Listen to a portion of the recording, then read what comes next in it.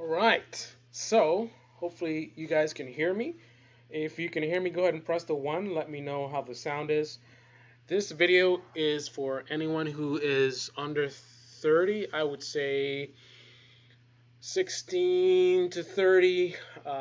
Mostly that 17 to mid 20s people is what this video is for. So I think the sound is actually good. All right, so as you can see from the title, this video is about the best way to buy a Lamborghini, and ironically, my suggestion is the best way to buy one is not to buy one because buying a Lamborghini is a very bad idea. But I am actually going to tell you seriously how to buy a Lamborghini. If that is in your future, that's something that you want to do. I'm actually going to tell you how to do it. And ironically, the way to do it is not to do it. So I'm going to explain that to you. So basically, first of all, we have to start off with the fact that in general, like never look at a car as an asset. A car is a liability, right? It is something that you have to deal with depreciation, you have maintenance costs, you have insurance costs. You can, run into, anytime you're on the road, you get an accident. There's so many different factors involved with a car, and pretty much they're all downhill, right? Depreciating value, random expenses through maintenance, right? Insurance always, and that's money. Insurance money that's gone. Every month you spend that money in insurance, gone. Now you could look at it big picture, and if you ever need the insurance, well, that's what you're paying for. But still, it's something that's costing you as opposed to putting money in your pocket. Now, generally speaking, people that are wealthy, successful, rich, whatever you want to call it, they're not in the business of having money going outbound, right? They're in the business of having money coming inbound, right? So they generally would not be interested in things like expensive cars, ironically. Now, I'm going to prove my point, but one of the key reasons why there's a misconception about, what wealthy people are doing as far as cars is you have to think about it. The kinds of people who you see with nice cars. Think about the kinds of people that you see with nice cars. What kind of people are they? They're not just your typical wealthy people. They are very, very visible, very sociable, very in your face people. Celebrities, right? Actors, musicians, people that are in the business of being seen and heard. That's how they make their money, that's how they make their living. So, part of their business, part of their brand includes the lifestyle, and one of the convenient ways to express your lifestyle is through your vehicle. You see someone driving a brand new Bugatti or Lamborghini, Ferrari, there's a certain image that is presented from that. That's pretty much instantaneous. Boom, this big rapper, singer, whatever, just got this nice car. A lot of people look at that and it's like this is a huge symbol of success. And there is that competitive nature as well. So you think you're a big whatever actor, whatever, but you're only driving a little Ferrari. I've got a one of five. So you got that stuff going on, right? So unfortunately, the view that most people have of exotic cars and this luxury lifestyle is very skewed because the main people who you see with these things are not normal people, right? There are a lot of people who are very wealthy who don't buy these things, and you don't know what they're buying or not buying because they're not trying to be seen. They don't need to be seen. They don't have anyone to impress, right? So they make a lot of money and they use that money for their own personal enjoyment. There's no need to drive on a fancy car so people can look, oh wow, look at your car and all this kind of stuff. Again, most of the information that people have in terms of their image of success and wealth, again, it's coming from these very visible people who are by design showy, right? So if that's all you're seeing, it's easy to assume that that is the wealthy lifestyle in your face. It is not. That is the showy lifestyle, right? I know someone who makes a lot of money, who is one of the exceptions who actually has a Lamborghini. But the reason why he has a Lamborghini, and I think main people who are wealthy, who have cars like Lamborghinis and Ferraris, I think it's mainly two groups of people. Primarily, again, the celebrities who are in the business of being seen, right? So part of their business, part of their brand. The other part are car enthusiasts. We are the ones who love cars so much. We have such a passion for cars that if we have the means to do it, even though we realize it's a bad idea, it's just bad financially, right? It's not a good thing to do. But even though we realize that, I see Paul Sharpen is in the Paul Sharpen said I'm a hypocrite. Um, so even so, a car enthusiast has the means to buy a high-end vehicle. They know that it is a bad thing, but it is something. What's the point of living life and working hard and being successful if you're not able to embrace something that you're truly passionate about? So we take the hit, and a lot of times you'll find elsewhere in their lifestyle, you're not going to see a lot of luxury and high end things. That'll be the thing, right? They're going to live a more normal lifestyle, the millionaire next door, right? And then the one thing where they break that logical, you know, financially wise sort of mindset is with the car, right? They take that hit and embrace their passion. As far as clothing, don't need the name brand, none of that stuff. Big mansion, don't need a big mansion. Live in a regular house, middle income neighborhood, blend right in. Meanwhile, 800,000 in the bank, millions in the bank, ability to afford and do a lot of things. And not saying that great things are not being done. Vacations around the world, right? But as far as something that is so consuming financially, even if you have the money, people think, oh, just because you have the money, just because you can afford it doesn't mean it's a good idea. And again, one of the ways that people become wealthy is by focusing most of money or cash flow inward, right? Money coming in, little bits trickling out, right? That's the idea, that's the mindset. So that kind of person is generally going to be living conservatively elsewhere. But let's take a look. Let's take a look at something. So I want to show you guys something. So, let's see, display capture. Nope. And the window capture. This is Carlos Pix. You enjoyed the video, click on the like button, subscribe, smash that bell, and let's take a look at some details. So, 9 billionaires who drive, and by the way, as promised, I will be telling you how to actually buy a Lamborghini. Even if I have to split this into two parts, I will be covering that. But before we cover that, I'm going to cover the first part of it, which is to not buy it. I know it doesn't sound like, it's like, what do you mean? Are you showing us how to buy a Lamborghini or are you not? I'm actually showing how to buy a Lamborghini, but legitimately, the way to do it, the way I recommend, especially when you're on your younger side, the way to do it is to not do it. It's not like I'm playing word games or whatever.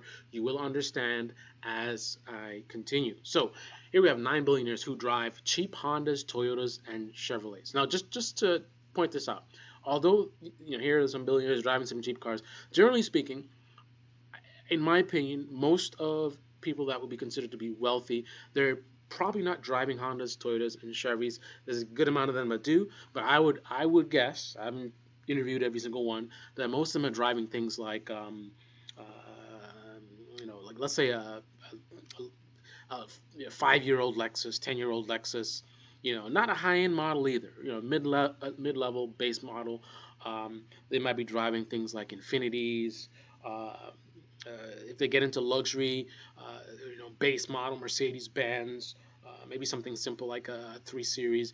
Uh, but I think most of them probably leaning towards value. How do you get to be wealthy? Not by spending your money willy nilly, right? You got to be very sort of thoughtful in the process of deciding what you're going to spend your money on. So they're going to look for, how can I get a vehicle that's going to be the minimize the risks in terms of the expense, maintenance, all that kind of stuff.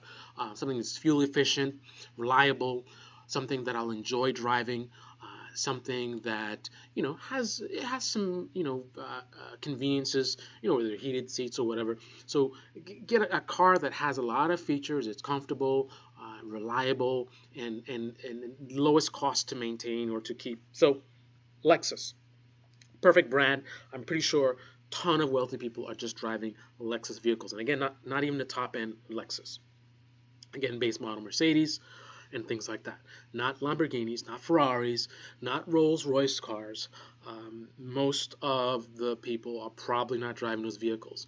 But you would think otherwise because, again, what do you see? The showy people. What do showy people buy? Whether they're wealthy or not? Showy cars, showy clothing, right?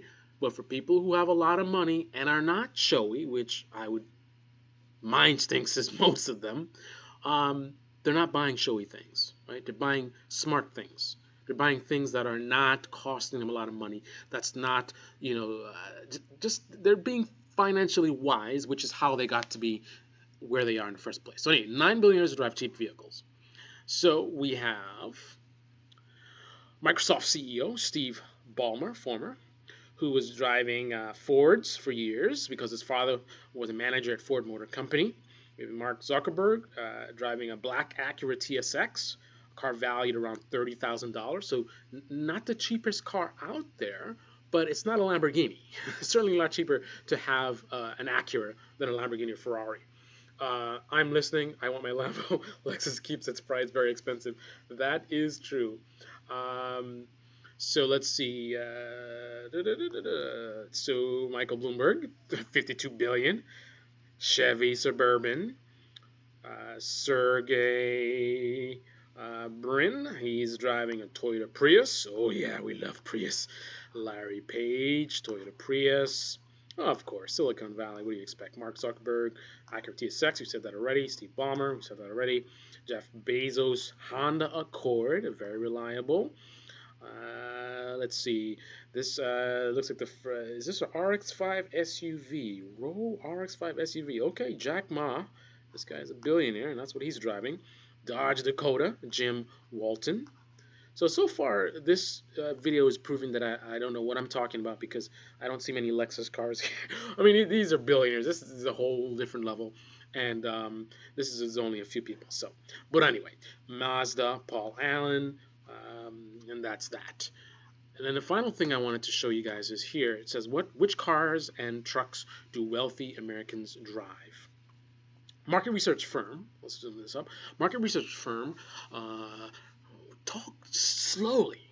Market research firm Maritz CK, can't even read, found some surprising results when surveying the car buying habits of the wealthy, namely those earning more than $200,000 a year prefer driving the Ford F-150 pickup truck over the Audi R8 V10 Plus Coupe or the Lamborghini Huracan LP610 4 Spider, the top two luxury models named in the 2017 Robb Report, a magazine catering to the ultra wealthy, ironically.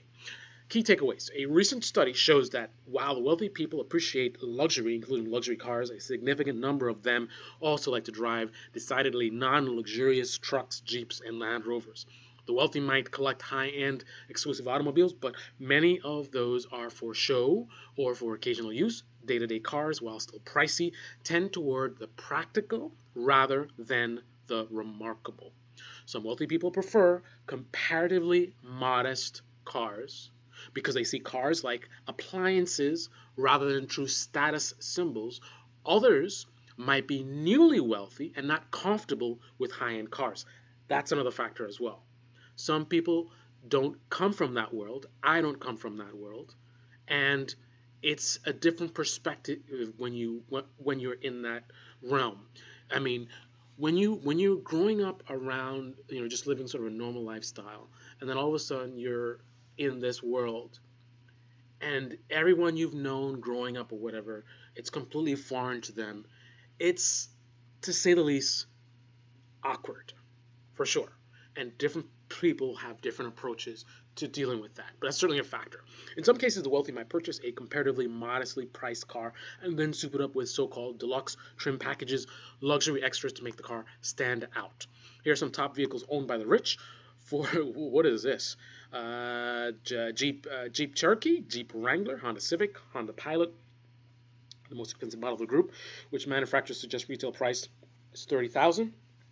But price figures can deceive because most wealthy buyers of modestly priced vehicles opt for deluxe trim packages, which can spike the cost considerably. Case in point, the Ford F-150 starting at $26,700 jumps to nearly $60,000 when outfitted with luxury extras. But still, even if you spend $60,000 on a Ford F-150, considerably better investment than a typical Lamborghini, Ferrari, or other high-end vehicle that is going to depreciate like a rock, is not really going to last you like a Ford F-150 possibly will last you. I don't really know a lot about the Ford F-150s. I do know a lot about really high-end vehicles that don't last. A lot of power, and just the way they're designed, they're not really built to last. They're not really built for daily driver type of scenario. A Ford F-150, on the other hand, would be more suitable for that kind of situation. So, anyway, so I made my point. Now let's get to the nitty gritty. So I promised you I would tell you how to get your Lamborghini by not buying the Lamborghini, and now it is time to make that seemingly ridiculous statement actually make sense. So let us get rid of this web page. If you enjoyed the video so far, click on the like button, subscribe, smash the bell so you can get notified in future videos in the future like this. Future videos in the future. Can there be any other type of video in the future? Anyway, so give you that perspective. Now let's get to how do you actually buy a Lamborghini? You're relatively young, and in spite of all of the wisdom that I've tried to give you, uh, you're still set on buying a high-end car. And hey, I, I'm not going to tell someone not to chase their dreams. If you're as passionate about cars as I am, go reach for the stars. Do it, right? Understand what you're doing in terms of it's not really good financially, unless you can find a way to make money from it. And some people do that. So that's something to consider. But if this is the path you're going to pursue, still, the best way to do it is not to. What do I mean by that? So, first of all, when you're young, trying to buy a high-end vehicle is really, really a bad idea for other reasons because it's even more expensive for you. Insurance is going to be through the roof. You're trying to buy a high-end vehicle like a Lamborghini, insurance is going to crush you if you're in your teens or your early 20s, something like that. You're simply too young to get reasonable rates. So you've taken something that's already financially bad idea and now you're making it worse, right? So if you decide to buy a Lamborghini at a young age, you are setting yourself up for failure. Everyone's situation is different, of course, but generally speaking, you're setting yourself up for failure because it's going to be the most expensive for you being young. You're not going to probably have a lot of money for the down payment, so therefore your monthly payments will be super high. Your insurance is going to be super high. You're starting out, so you don't really have a good nest egg. So this thing is just going to be a burden. It's just going to be draining you financially, and you're going to set yourself up for failure. So when you need to do something more substantial and more important, like get some real estate, right? Because you're going backwards. You're getting the high-end car and then getting the house, right? When it comes time to buy the house, you're not in a good state. all that money that you could have saved up to buy something that not only it's so important, like, you don't need to have a Lamborghini, but you need some place to stay. Yes, you can rent, and the money you save you can use that to invest. I understand that argument, but bottom line is you need some place to stay. A place to stay is a critical thing. Having a Lamborghini is not. So to get the fun thing, knowing how draining it is financially before you get the more important thing, is not really wise. So that's another issue to consider. So even if you could pull it off, it's going to stop you from future success and maybe make it a short-lived adventure where you get the car, it ends up being more expensive than you planned, some maintenance event or something happens, and your funds are just getting light and you're not going anywhere. And then next thing you know, it gets repossessed or you have to sell it.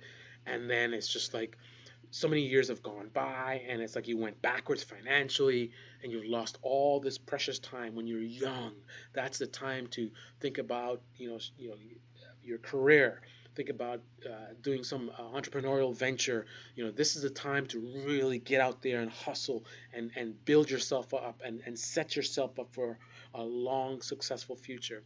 And you've chosen to take on this weight, this burden so early in the game, which can really, really hurt you in the long term. Really bad idea.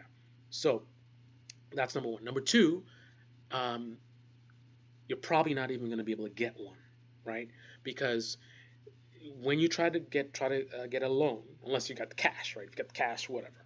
But most of you don't have that cash, right? So you're going to try to do a down payment, try to finance it.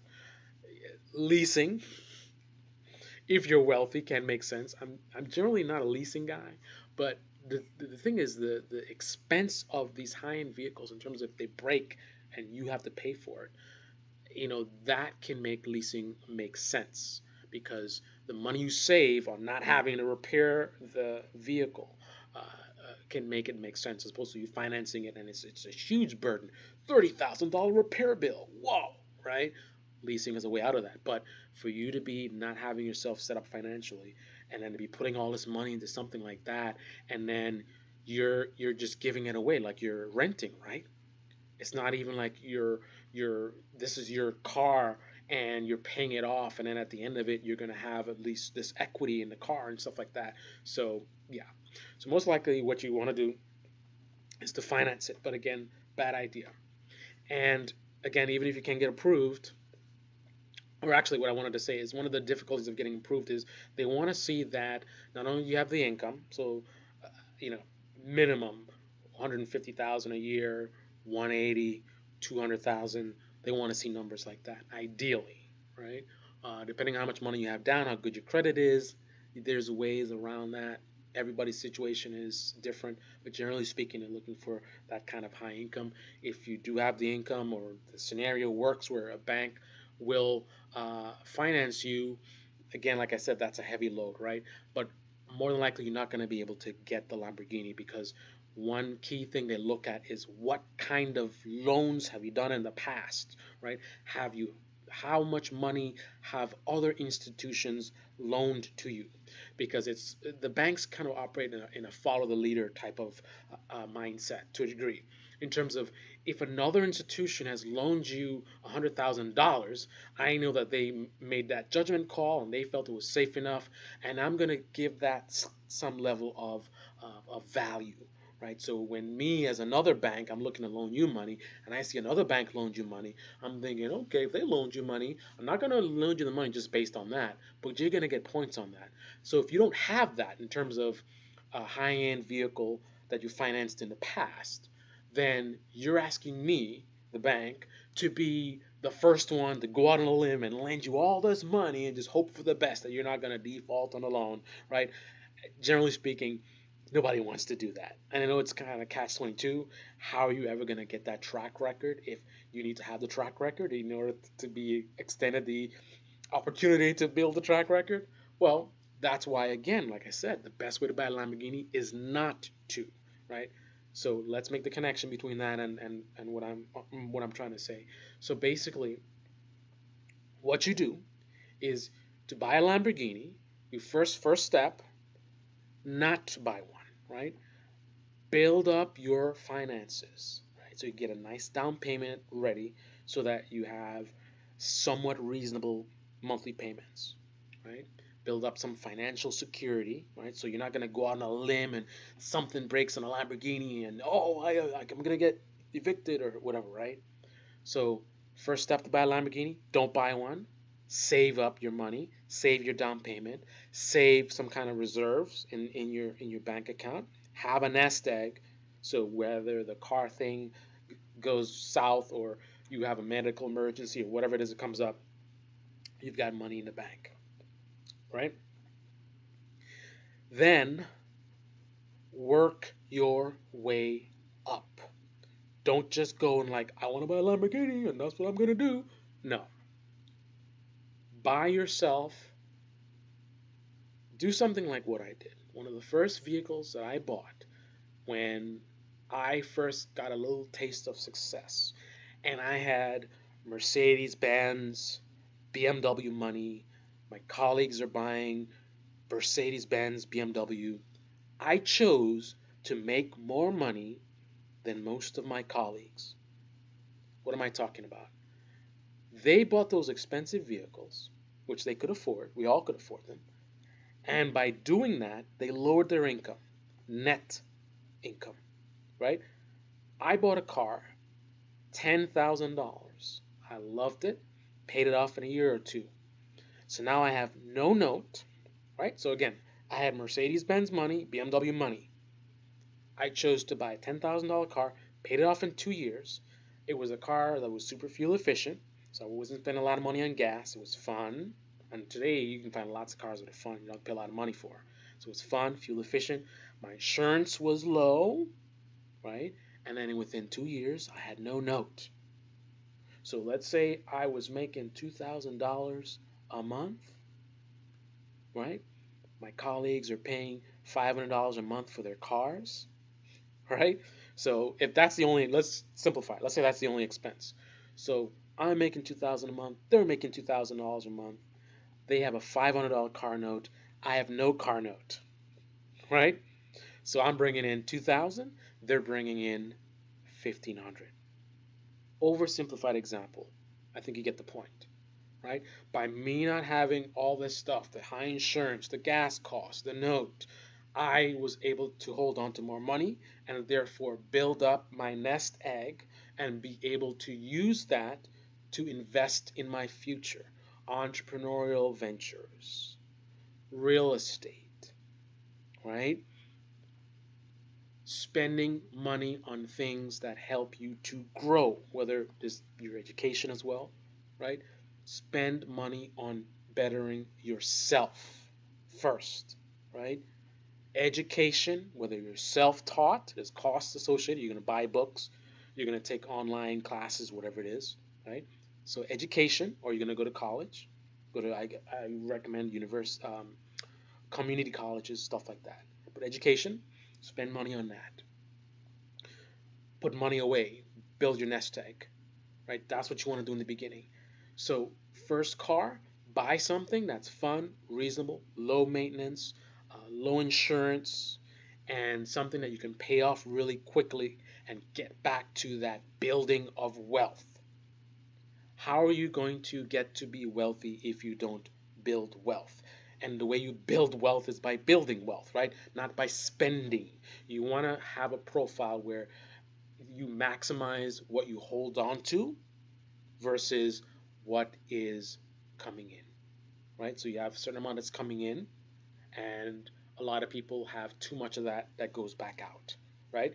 You have stuff going in, you got paying this, you're paying that, you're paying that, you're paying that, and what you're left holding on to, not much. You want to make that what you're holding on to be bigger and bigger and bigger because that pile of money, that's your wealth, which you can use to build even more wealth. Again, through investing in education, entrepreneurial ventures, your career, whatever it is, spend it on things that will make you more successful and better positioned to one day buy that Lamborghini when it's the right time, when you have enough money saved up to get a good down payment to where your monthly payments are good, right? and you also have a nest egg. So if you run into an emergency, you're not ruined and they're going to repossess the car and all this kind of stuff, right? So start with something simple. Pay that off. Sell that car and then step it up a notch. Now you're all going to have to make use your judgment to decide when is the right time to step up. I say when is the right time to step up? When you can do it comfortably. And over years, you finance cars, you sell them, you buy a higher end vehicle, right? All the while, because you're not spending too much, you didn't jump into Lamborghini, you're able to save more aggressively, right? Other people, your friends, they wanted to have the latest whatever, right? They want to have the latest name brand clothes and the latest cars or whatever. So they're making less money than you. You're making more than them because you're not spending as much. So you're building up this nest egg. You're just growing. You're looking at the future. You're looking at the big picture. They're focused on the now. I want it now. I want to have a car now. I want to get this now, right? The thing, whatever, the new Lamborghini came out. I want to get that, right? They're only short sighted. They're going to be broke. They're going to get repossessed. That's where they're headed, right? Not all of them, of course, but many of them are. That's not where you're headed. If you really want to get that Lamborghini, you want to do it right, that's the way you do it. You don't do it, right? You buy it, the basic car, you move up the line, you keep moving up the line, and what you're doing is you're building up your credit, right? Because that's another factor. When you're applying for a loan, you want to have a high as possible score so you get good interest rates. Because again, more costs, right? If you were all willy nilly, living, outside of your means, end up ruining your credit, or you could be like me, living under your means, but too much under your means to where I was living cash, right? So I didn't have any credit because I wasn't using credit. I was buying everything cash, right? And the way that these banks work is not using credit is almost the same thing as using credit poorly, right? Because they want to see a track record. But you want to work on your credit, and the way you do it is by being smart, easing into things, right? So you have a track record. I financed this car, I paid it off, I didn't miss any payments. You get to the next car, higher end car, you make your payments, your credit score is going up. The banks are every time you get another car, bank is looking at you. Oh, he had this car. That was kind of a pricey car, and he did all right. Okay, let's step him up a little bit. You get that next car, you do the same thing, same thing, repeat, repeat, repeat. So finally, you get to the point where you're at that 60,000, 70,000, 80,000. You financed a car at that price point, right? Your payments, monthly payments are not that bad because you've been saving and you always have this nest egg, right? Every time you sell a car, you have equity in that car and you use that to move towards the next car. And my recommendation is do your research, do your homework. I recommend that you stay outside of the dealership world if you can. In terms of value for your money, you're going to pay a lot more for a dealership car, and then if you try to sell it to a dealership to do a trade-in, they're not going to give you any money for it. I mean, not I don't mean literally, but they're not really going to give you. They're going to cheat you, right? And then if you try to sell it to the private market, you're going down, right? Private market's not going to give you what you paid for it, anywhere near what you paid for it. So you can get cars for cheaper in the private market, and then you stay in that market, right? You buy from the owner, right? And then when you sell to another owner, and you buy another car from another owner, and you stay in that world. Now it might be a little tricky when it comes to higher end vehicles, but that's the way I recommend. You guys do your research, you decide what works for you. So you've done this, you build up the credit, you're building up your nest egg, you're building up your finances, you're building up, like the banks can look at you. So now you want to get $120,000, $150,000 loan, and they see the track record. You have proven yourself. You've got reserves in the bank. You never missed your payment. Your score is high, right? And you've also been working on yourself, your career. So now you got a good job, you got good money coming in, right? Or you started a business and it worked out for you, so you got good money coming in from that. So you set yourself up for success. And then at some point in time, It's different for everyone. You'll have to decide when it makes sense for you. At some point in time, you do the math and you work it out. Do I have enough of a down payment to where my monthly payment is reasonable, where I can handle it, right? It's not going to be tight and, I'm going to be stressing out and stuff like that. You have enough money for a down payment that will keep your monthly payments low enough. And you have enough reserves, right? And you're not going to compromise your ability to continue growing. Because I'm not saying grow, grow, grow, grow, grow, and then just dump it all into a Lamborghini. No, you want to build up and work on this. I know it takes time, but that's the way that you do it. People always look at the end result. They don't see the years of hard work that people take to get to where they are, right? So you save up that money, you get to the point where you're ready, and then that is when you finally make that move. And that is when it makes the most sense. You're going to get the best rates if you've done what I've told you in terms of your interest rates on the loan because your credit's good. You're going to get approved at all because you've you worked your way up. So you just financed a $80,000 car, 90. So you've proven that you can handle a car on that level. If you've done a $90,000 loan, I don't think you'll have much problems with good credit and a sizable, a decent down payment. Typically 30,000. Typically, probably maybe pull off 20,000 depending income, stuff like that. But typically, I would target 30,000, right? Sometimes paying on a vehicle might be more. I mean, something like an Aventador, you're not gonna typically get an Aventador for 30,000 down. Um, I mean, again, everybody's different, right? If you're bringing in 400,000 a year, um, and you got good credit, I don't think you'll have issues getting an Aventador. But actually, you might because remember what I told you about they want to see the track record.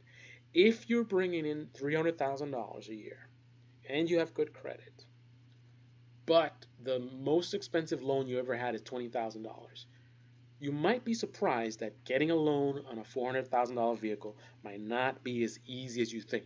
I'm not saying it's impossible. There's lots of institutions out there. There's direct lenders, lots of banks. There's options. But I think most people would think with that kind of income and good credit, ooh, no problem, right? Not necessarily. I've seen people who make much more than that have problems. Admittedly, I think credit was somewhat questionable, but still, the fact that someone can be making tons of money can really, really afford the vehicle, but not get the loan simply because they haven't. I'm not going to say earned it, but I'll say that it's not that, but whatever. They haven't earned the privilege of being able to finance a loan of that size. You gotta. What's the word? You gotta put your time in, or whatever the expression I wanted to say. But that's how you do it. That's how you do it if you're gonna do it at all. And for me, I think the only two people who should be even thinking about buying something like a Lamborghini, my advice, either you are a hardcore, passionate car enthusiast with the means, or you are in the entertainment business to where the vehicle is part of your business and your brand, to where you can't just look at it totally as an expense because it's sort of equipment, right? The vehicle actually allows you to bring in some level of revenue, right? Through branding or however you're using it in your business. If that is you, that's actually the most ideal person. Someone who can make the car an asset, somewhat of an asset. I don't know. I'm it's tough for me to use the word asset with a car, but if the car is bringing in money, especially if it's net, to where you're not even paying for it. Like if you can use a car that has a $3,000 a month note to make $3,500 a month, absolutely go nuts, right? That's an extreme scenario where it really, really makes sense, but you get where I'm coming from. If it's a business asset to where it's bringing in revenue, fine. If you're a car enthusiast, fine. But if you're simply wealthy, rent. Rent. There's no need to throw that money away on something like that. I mean, if you got the means, you can afford it. It's your money. Do what you want with it.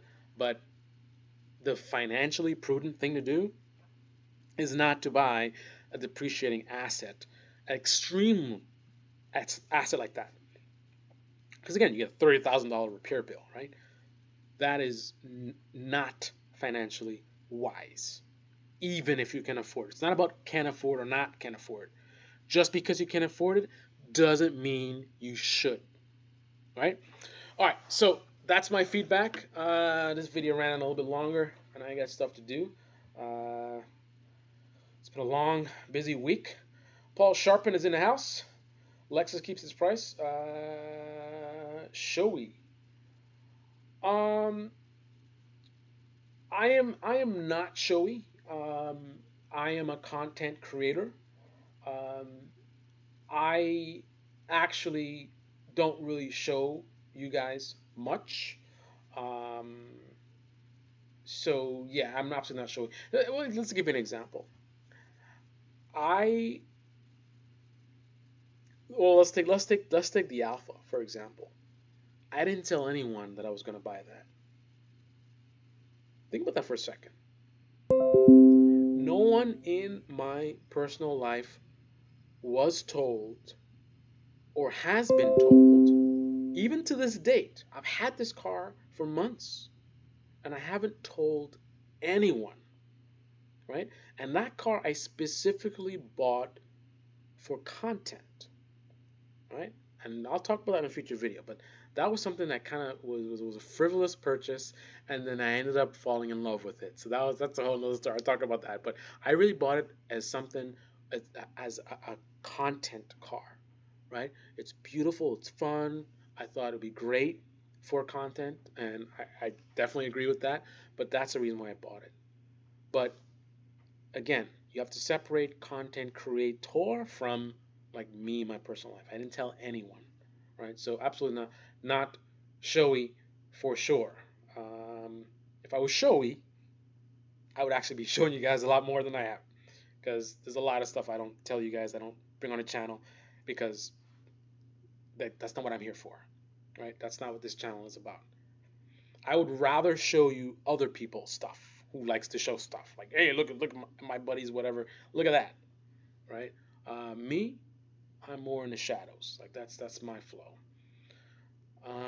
Well, here's another example. I don't actually have like social media, right?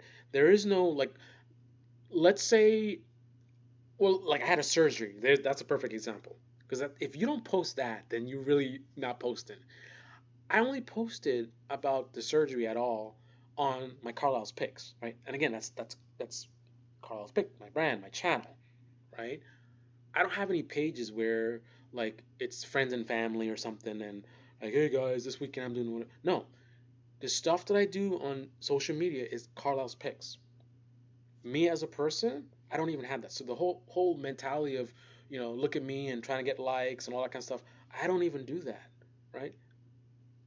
What you see is content. What you see is my brand. What you see is my channel. For me personally, if I didn't do this Carl's Picks channel, I wouldn't have any social media. When Facebook first came out, I was not interested. A lot of these other social media sites, not interested. People are like, "Oh yeah, you're not on Facebook," and I was like, "Not interested." Right? And even using Facebook for business, I don't like using it. I hate Facebook. I hate the company. I hate what they represent. So yeah, showy, no, opposite. Anyway, enough blabbing. Honor Accord must be fully loaded at 40K. I would say so.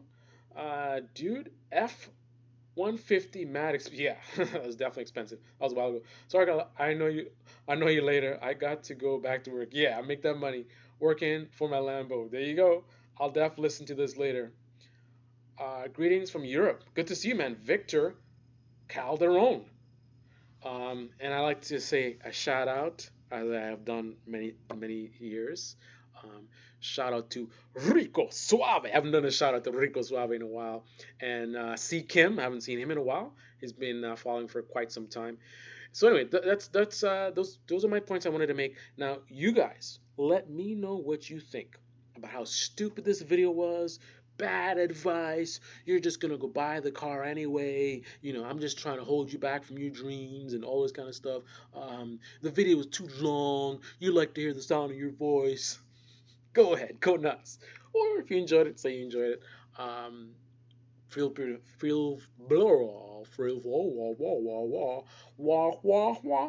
free to ask questions or make suggestions about future videos of topics you'd like me to cover. But on that note, it is Friday, and I would like to pretend like I have some kind of life. So let me finish up with work and then get home, and then I might just get into some Picard. Yeah, it's been a long day, so I'm not going home to do any more work in spreadsheets, real estate stuff. By the way, about to close on a deal. Beach House is happening. It's not official yet, but we're close. I'll be flying out to the Caribbean a week from now. I'll be doing some aerial shots and just finalize things. So looking forward to that. And I will be doing a series covering um, uh, some real estate projects that I'm doing. Uh, so ways that you can build wealth through real estate for real, for reals, yo. Because a lot of people are kind of like scammy stuff online, and they don't tell you like what it's really like. What I want to do is I want to actually do it. Like you got people online making videos. Oh, this is what you should do. Blah. I want to actually do it, right? So right now I'm studying about real estate investing, and I'm looking at building up a small portfolio. But specifically, I want the portfolio to be something that is attainable for most of my audience, right? So we're going to look at properties. First of all, what kind of properties can you get into when you don't make a lot of money, you don't have a lot of money to put down, right? Can you do that? Can you get into real estate with not a lot of money coming in? And then can you, by doing that, actually get to have money coming in, a good amount of money coming in from real estate, right? Rental income. So I'm going to try to build a small portfolio. I'm going to take that risk. I could fail. I may not be good at it, right? This is a new venture for me, but I already have the portfolio that I want to build, and through most of the summer, I'm going to be going through the process of house shopping, and I'm going to build a portfolio, and I'll be fully transparent and show you the numbers, how much things are costing, how much money that it's making. So basically, I'll lay it out, show you this is something you can do, right? Assuming I can pull it off. Because, again, I'm going to do it in a way where it's going to be attainable for most of you. Anyway, blah, blah, blah, blah. Happy Friday. Have an awesome weekend. Be well and be wise about your money. One of the big distinctions between the rich and the poor is that on one side you have people who try to let their money make them more money, right? They make investments. You take your money and you think about, what can I do with this money that will be the most financial benefit to me? That will be the best benefit in terms of growth and my future. As opposed to on the opposite side, you have people who will spend money before they've received it. It's all about the now, right? Now, I want this now. The idea of being conservative and cutting costs, running your life like a business. You are CEO and you cut your costs. Do I really need cable? Do I really need this? Do I really need that? Right? So you can maximize your income, get that net income to the highest possible level. Every expense is cutting from your pie, right? That you have to build your worth. So just like a corporation, you want to keep that lean and mean, right? So you can allow yourself to grow. And at this point, I'm tired and I'm rambling. And comment below. Let me know what you think about this video. If you enjoyed it, click on the like button, subscribe. Make sure you smash that bell. It's been a long week. All right, guys. Be well. Victor Calderon. Thanks for watching, man.